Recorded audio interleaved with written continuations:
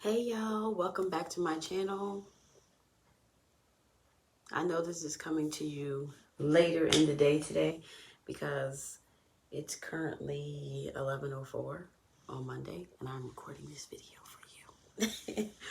If it's your first time around here, my name is Frances and I'm a stay-at-home mom of 4 boys and I am currently homeschooling grades 6, 9, and 10. Today I'm going to share with you grades 9 and 10 for my older boys. I'm putting them all together and I will just do it in categories of what they're doing together, what they're doing separate. I will be sharing more things here on my YouTube with you guys. So first things first,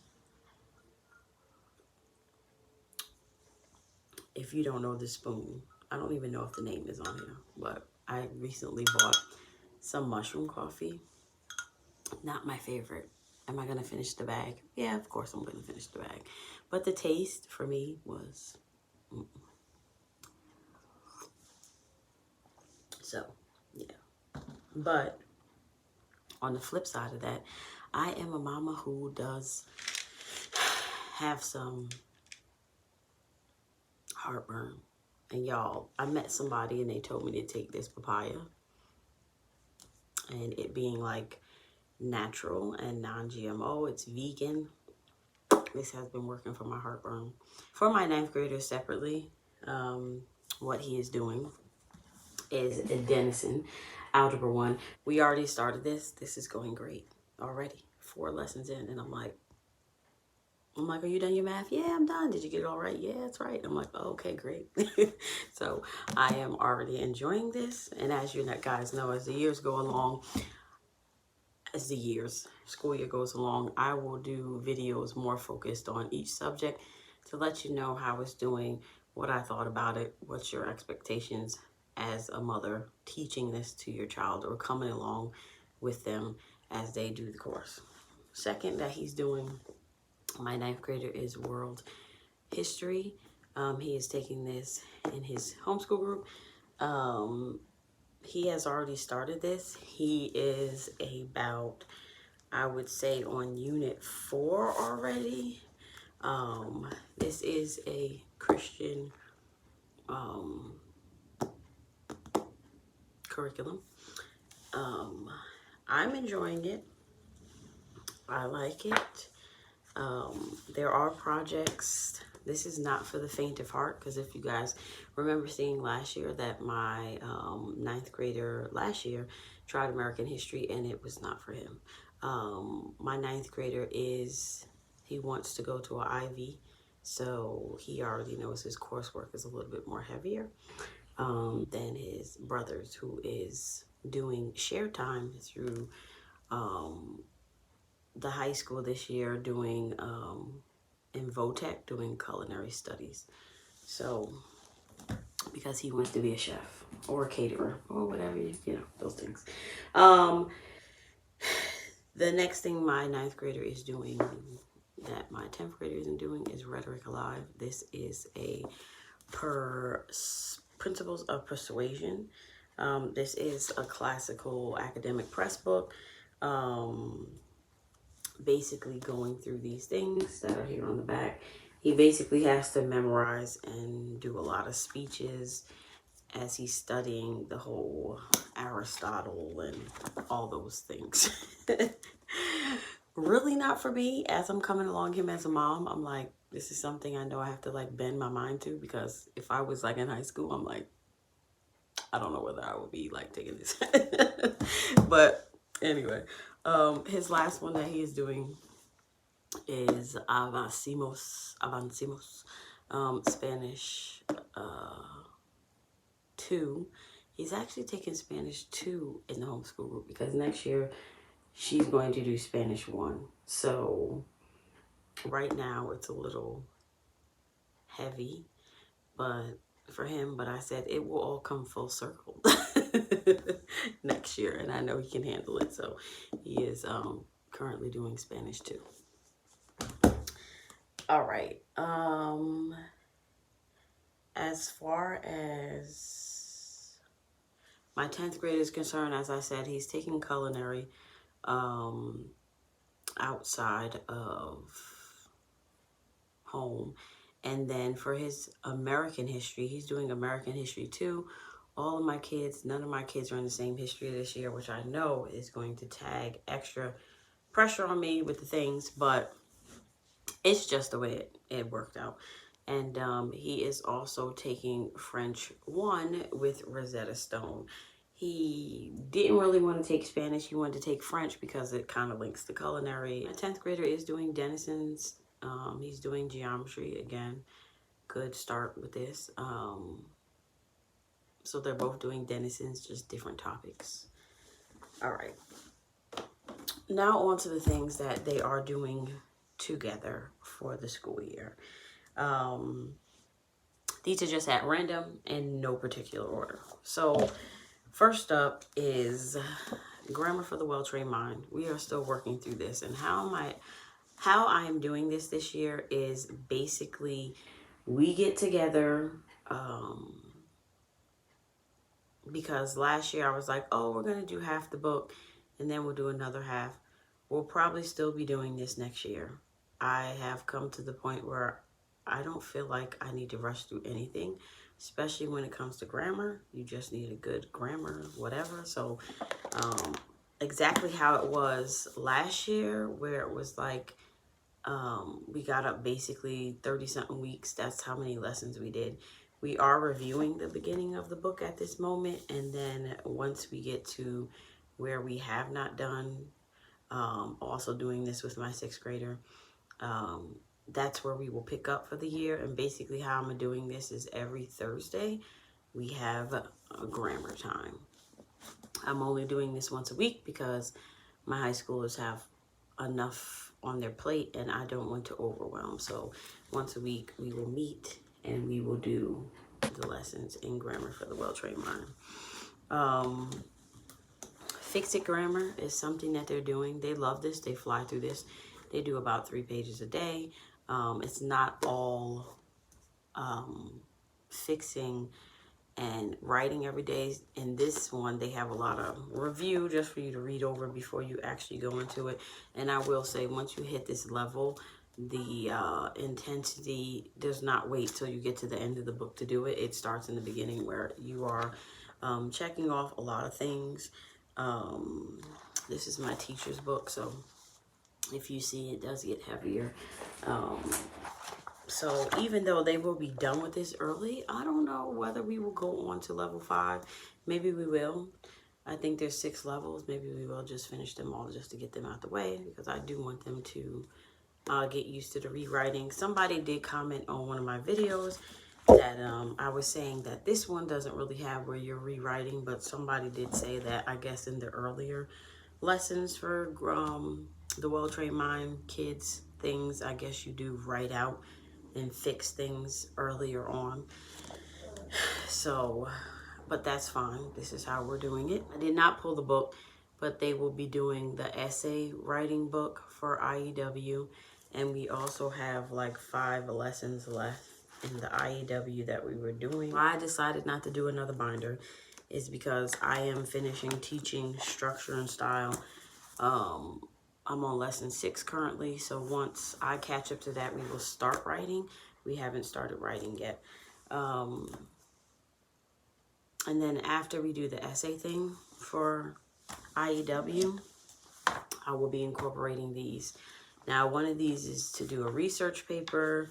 One of them talks about doing a persuasive paper, which I really got for my 10th grader to go along with, my 9th grader to go along with his rhetoric class. And then this one is preparing for a speech, which they will do around January, because in March they have a presentation for 4-H. Last year they did get a high ribbon for 4-H where they were invited to go to the national. So this year we are pushing for that again, because this year I do want them to do the national public speaking if they can, and also other leadership stuff that 4-H has. I'm really looking into doing those, and they also do community service through 4-H.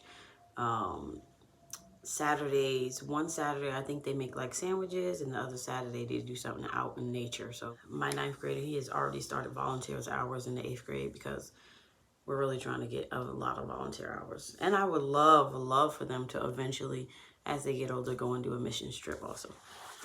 So, yeah, that is our English.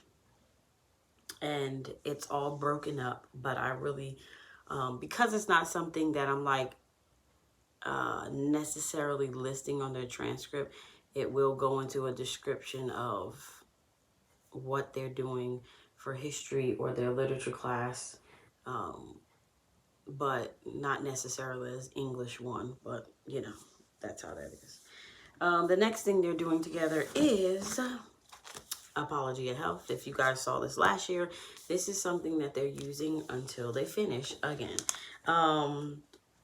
I don't know how I'm currently going to put this on their transcript, because in New Jersey, they want you to do health and phys ed for 4 years, but I'm still digging into that and seeing whether that's something that you can kind of not necessarily have to do. But you probably do. But the only thing with them is like it's an hour and a half weekly between,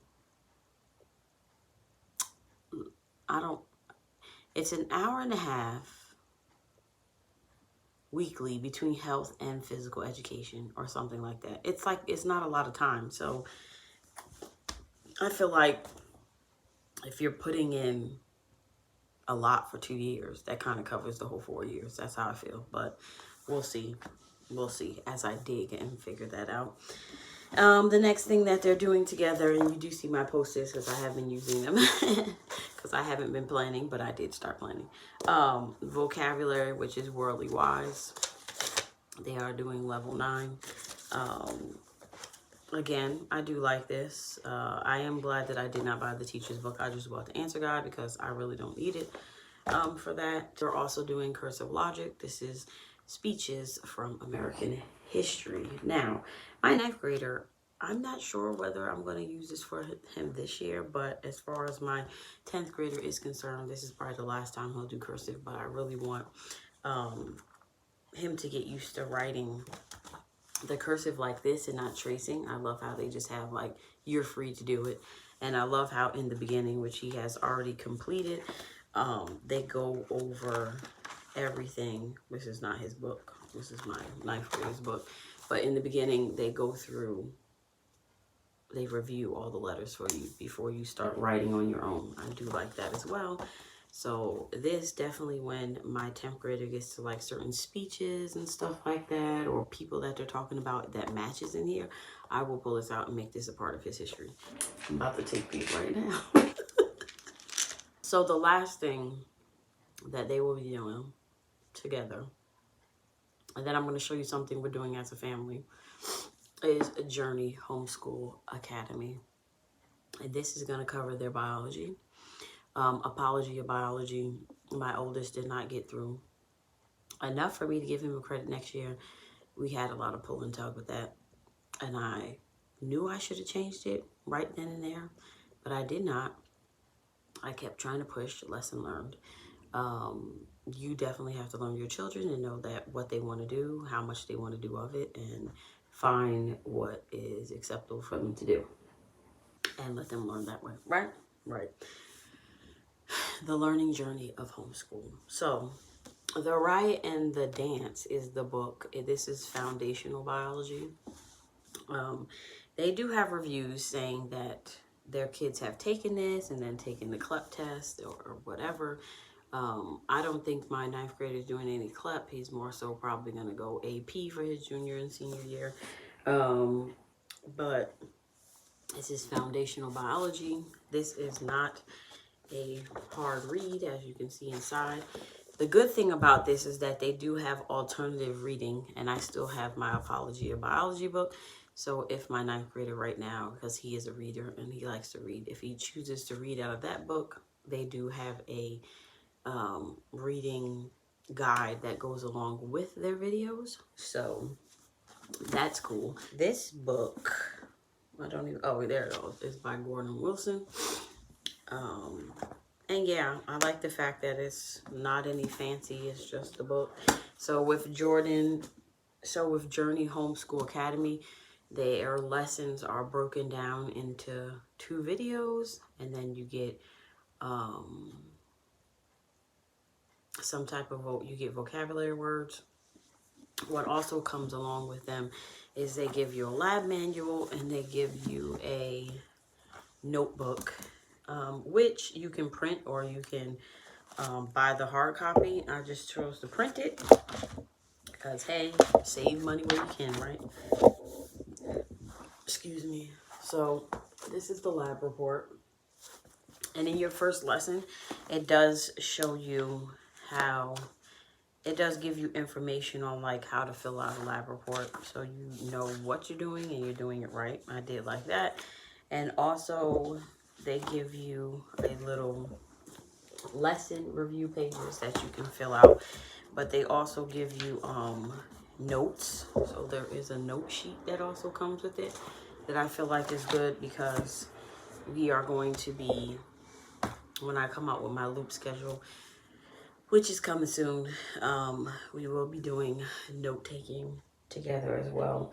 So there's usually 2 videos, your lessons, there's a quiz for every lesson, then there's tests in there. The good thing about this is that they only upload a week at a time, so your child has to finish the whole week. They have a research question that they have to finish, the quiz, the lab, all of that needs to be done before they, I guess once they click it, they upload the next one.